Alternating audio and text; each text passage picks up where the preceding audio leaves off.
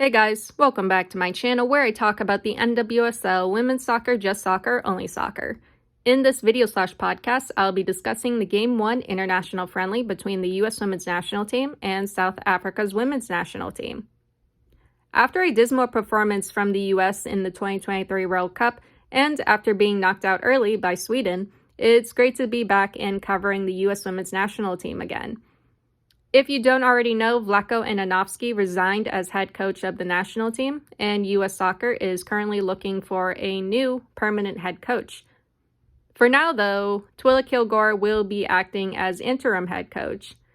I don't know much about Twila Kilgore, but it's going to be interesting to see what she brings to the national team.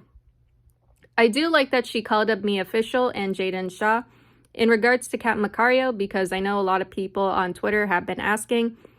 Kilgore said she is wanting to see how Macario does at Chelsea, since she had been out last season due to an ACL injury and has just started playing again.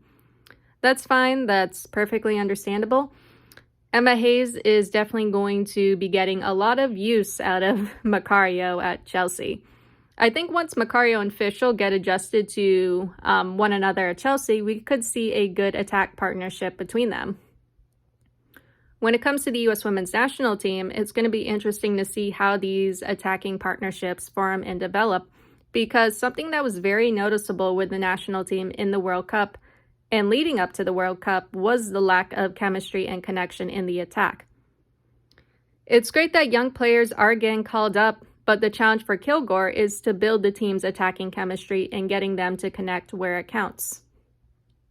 In addition to Fishel and Shaw, Kilgore also called up Sam Coffey of the Portland Thorns, who, I hate to admit, did a really great job against OL Reign last weekend. Also, I've been wanting Coffey to get called up to the national team for a while now, so there's that. Mainly because the U.S. is needing a backup to Andy Sullivan, and with Julie Ertz retiring, I think Coffey would be a good replacement. I would like to see Sullivan and Coffey get used interchangeably in these friendlies against South Africa. Going back to the Olympics, Vlatko's plan was to use Ertz and Sullivan interchangeably, but that didn't happen because Ertz was playing as a center back. When it comes to Coffey and Sullivan, using them interchangeably would be good for both players. I would like to see how Coffey would do playing in a midfield with Horan and Sanchez, or Horan and DeMello.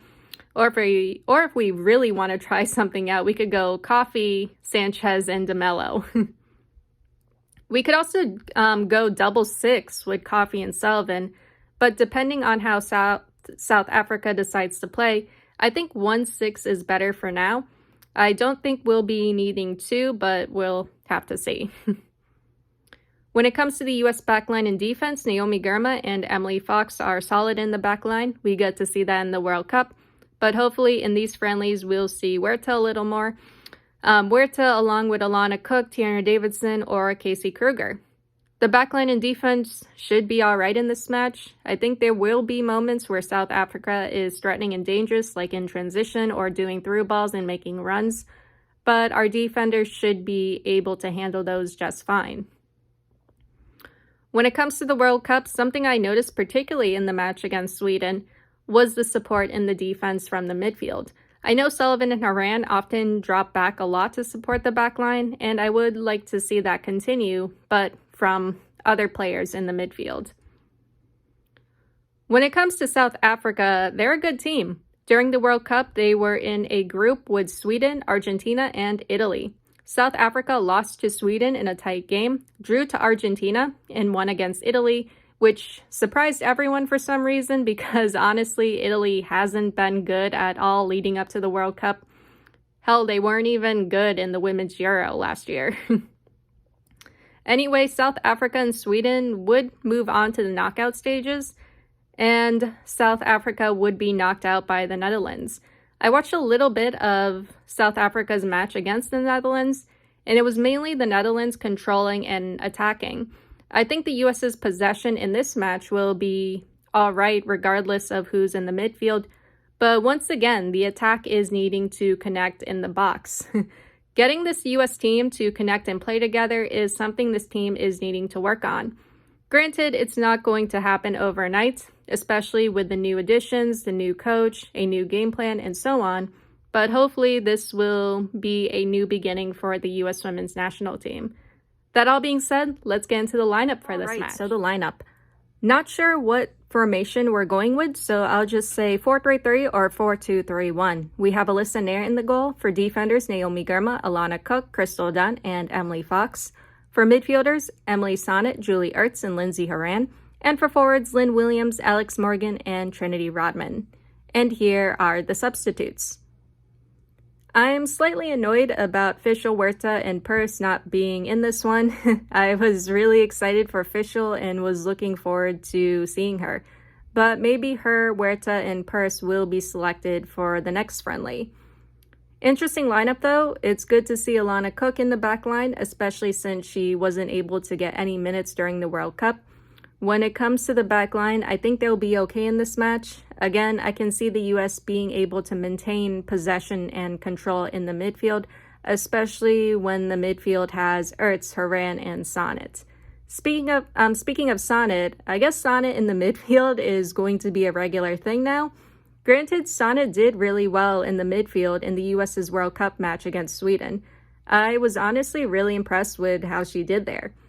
I think with both Ertz and Horan, and also Dunn, because I can see Dunn moving up to support the midfield too, the U.S. will have no problem in regards to control and possession. Honestly, I was kind of expecting to see Sullivan in the midfield because I've gotten so used to seeing her start. We could see her come on in the second half, maybe with coffee, but that's for later. When it comes to the forwards, there's great goal-scoring potential with all three, but like I mentioned earlier, that connection in the attack and in the box is essential for this U.S. team to be successful.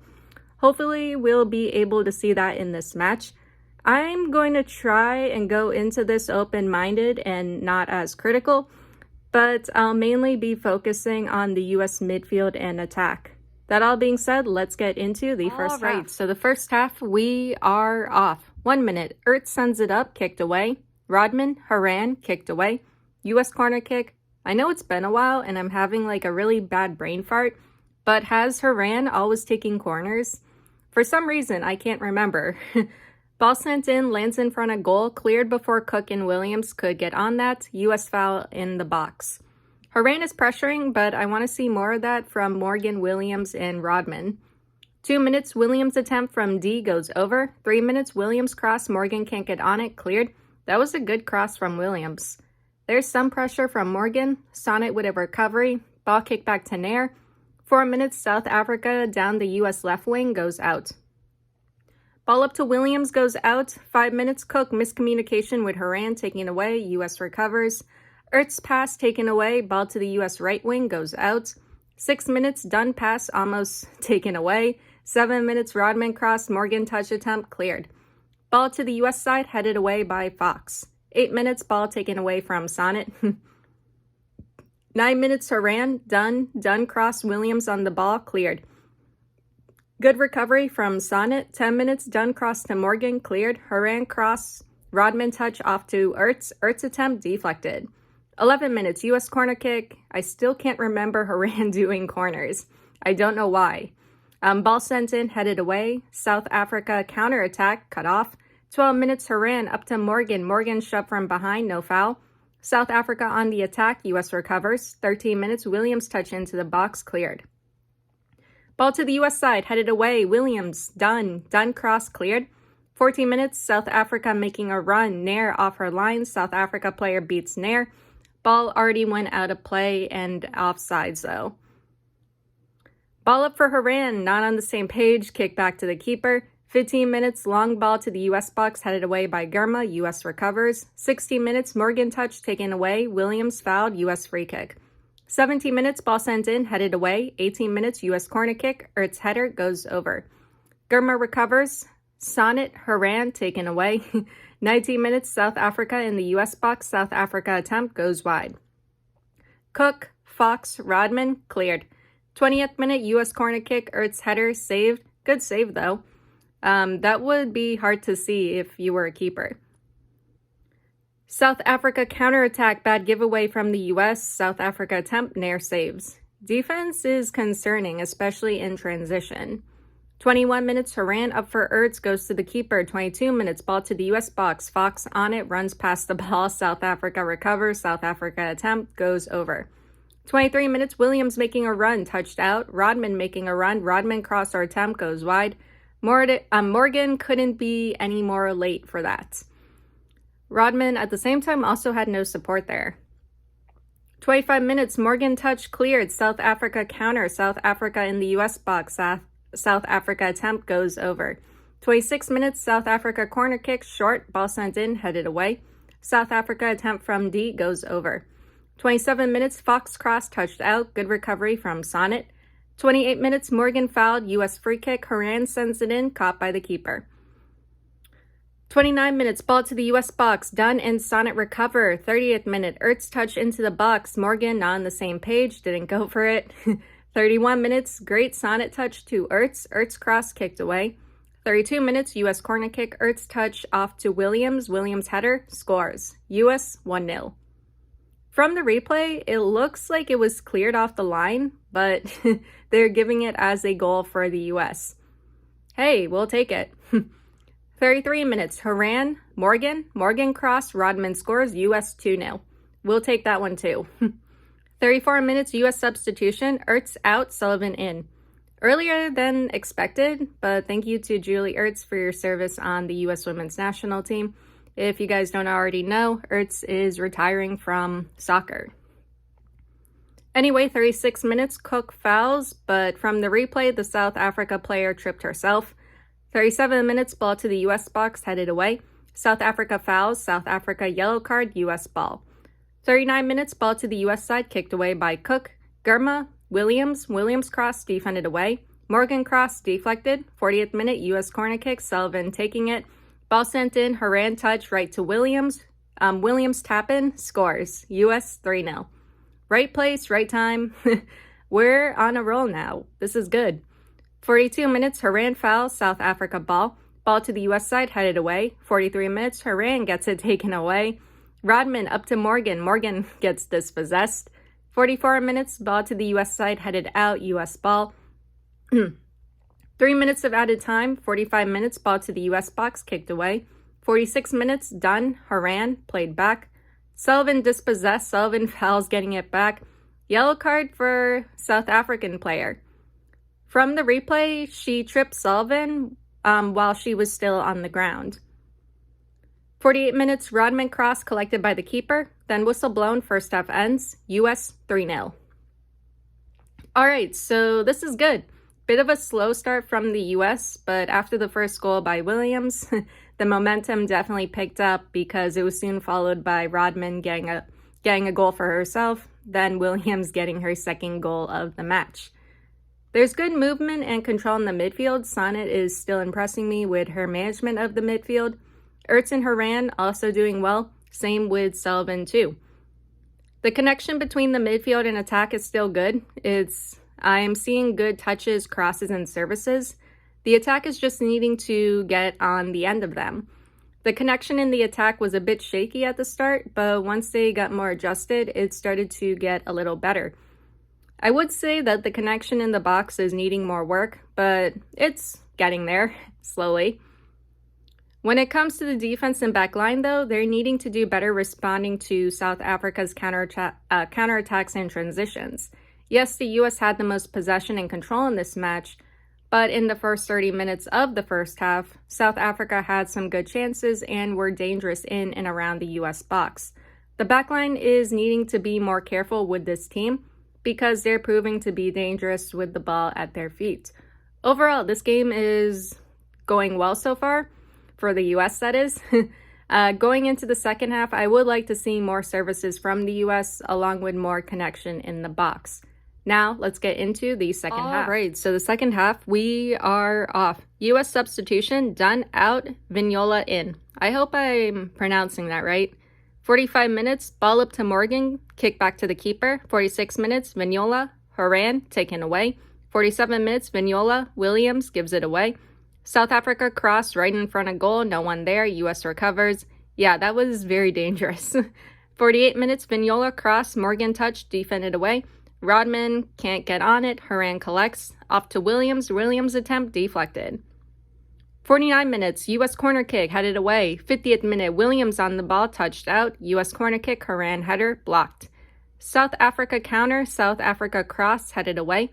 51 minutes, Sonnet, Rodman. Rodman attempt from D goes over. Why she didn't play it over to Morgan, I have no idea. 53 minutes, Fox fouled, shoved off the ball, Fox down. She appears to be okay. That South Africa player was lucky because she was already on a yellow.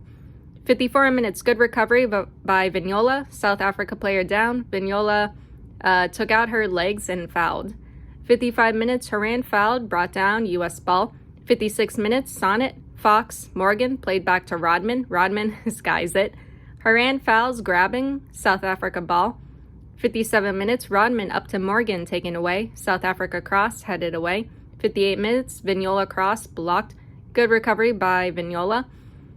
Horan up to Fox, goes out. 59 minutes, ball thrown into the South Africa box, cleared. South Africa counterattack, Cook kicks it back to Nair.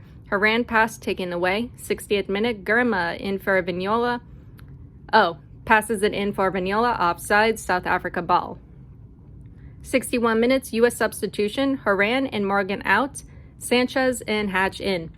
Oh, this is going to be interesting. So we have Sanchez, Sonnet, and Sullivan in the midfield, and Hatch is back.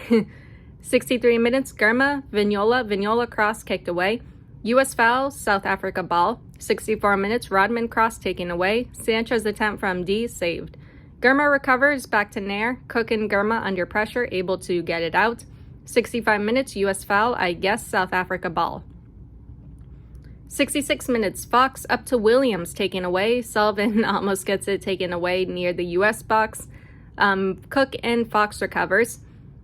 67 minutes, ball in the U.S. box. Fox recovers. Ball to the U.S. box, kicked away by Cook. Rodman up to Hatch, taken away. 68 minutes, South Africa touch. South Africa attempt from D goes wide. 69 minutes, Williams up for Hatch, taken away. 70th minute, South Africa foul, U.S. ball. 71 minutes, ball to the South Africa box, goes out. Rodman back to Gurma, then back to Nair. 72 minutes, Fox up to Williams, goes out. Fox cross kicked away. Sanchez needs to get more involved. At this point, I don't know where she is. It's like watching Ella Toon for England and the jokes we make about having a hard time finding her on the field. 73 minutes, ball sent into the U.S. box, headed off to Nair. 74 minutes, Fox touch into the box for Hatch, taken away. 75 minutes, ball down the U.S. left wing. Vignola making sure it goes out. Rodman attempt, block, kicked away. 76 minutes, Hatch attempt goes over. U.S. substitution, Rodman and Fox out. Kruger and Thompson in. South Africa player down, trainers out to check on her. She's coming off, not sure if she's coming back in. 79 minutes, game starts up again. South Africa keeper down, holding her foot. Cramp, maybe? Trainers out to check on her. Keeper still experiencing some tightness, but she's staying in. 82 minutes, game starts up again. Thompson fouls, grabbing, pulled down a South Africa player. South Africa ball. 83 minutes, Kruger back to Nair. Kruger, Thompson cross kicked away. 84 minutes, Sullivan fouls, late challenge. Sullivan yellow card. South Africa ball. Good recovery by Williams. 85 minutes, Thompson, Kruger cross kicked away. 86 minutes, long ball up for Vignola, kicked out. Vignola throw-in, Hatch attempt saved. 87 minutes, Kruger cross punched away. Williams attempt, Hatch can't finish it, goes out. Yeah, that's what we need to work on, that connection in the box. 88 minutes, Sullivan sends it up. South Africa recovers. South Africa on the attack, making a run into the U.S. box. Kruger shielding. Kruger fouled. U.S. ball. 89 minutes, Sanchez, Rodman, up for Williams. Too much behind it. 3 minutes of added time. 90th minute, long ball to the U.S. box. Kruger back to Nair. South Africa on the attack. Vignola recovers. ×2. 91 minutes, Kruger cross for Sanchez. Saved. 93 minutes, whistle blown. Second half ends. U.S. wins 3-0. I'm a little conflicted. It wasn't a bad second half, but at the same time, it also wasn't good. The chemistry and connection between the teams seemed better in the first half, though.